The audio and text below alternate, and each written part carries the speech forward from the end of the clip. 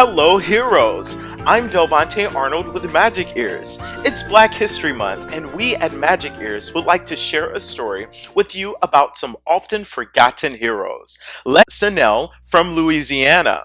They made history in literature and challenged prejudices with their academic achievements. Let's watch as Valerie Broussard Boston tell us more about these fascinating people in our history. Hey fam!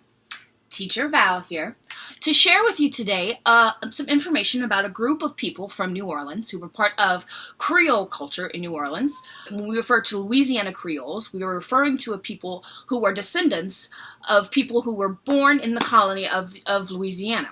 So these people could have either been a mix of European, Native American, and African heritage. So any combination of those three, and being born in the New World, they mostly spoke French or Spanish, and usually were Catholic. Back then, religion was very dominant. So within this Creole culture, there's a subset of Creole culture, which is called les cordons bleus. And these individuals are products of the unions between mulatto mistresses, quatroons and octoroons, and their French lovers. These women, after their lovers died, often inherited small fortunes. Some of them ended up buying plantations, and some just lived the high life in New Orleans. But most of them knew that education was important, and so decided to send their children to France to get educated.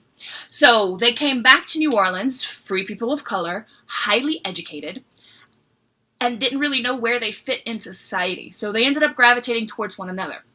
They formed a little coalition, ended up calling themselves les Cenelles. Their sort of de facto leader is named Armand Lanus, and he is the one who organized the group. They ended up writing poetry in the sort of a French romantic style for the time, which was a little out of place in Louisiana.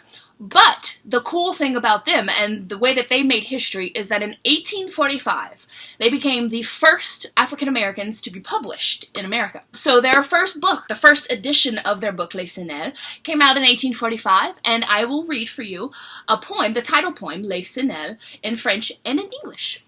So, here we go. The French, it is called Les Cenelles pour Ulysse Richard. Destin donne en toi l'ouvrage de ramasser encore. Les Cenelles pour garder y fleurs, pour tout le monde. Pour longtemps y reste en ténèbres comme le noble cœur de la Louisiane française. Ça sera ton courage-là qui va guider nous l'histoire.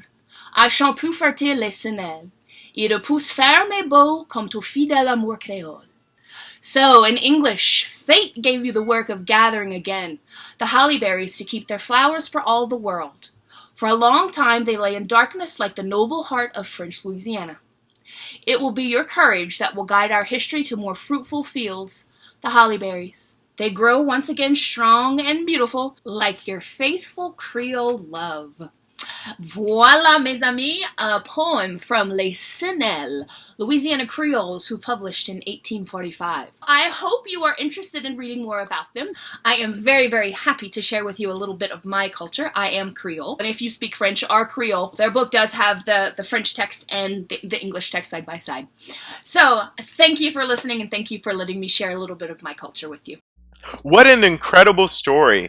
Les Cenelles were tenacious and like the hollyberries or hawthorn bushes, which are abundant in Louisiana, they flourished in an often thorny environment. Yet, despite these challenges, they rose to be a shining example of the academic achievements of people of color and pioneers in early American literature. They changed and are changing perceptions in the world around them. We at Magic Ears are inspired by their story. We hope to change the perceptions around the globe as well. Children who take classes with Magic Ears are impacted in a positive way by teachers of color, many for the first time. Hello. Hello, teacher. For them, learning from our diverse pool is a new and powerful experience. For that, we would like to say thank you for being the hero to Chinese children.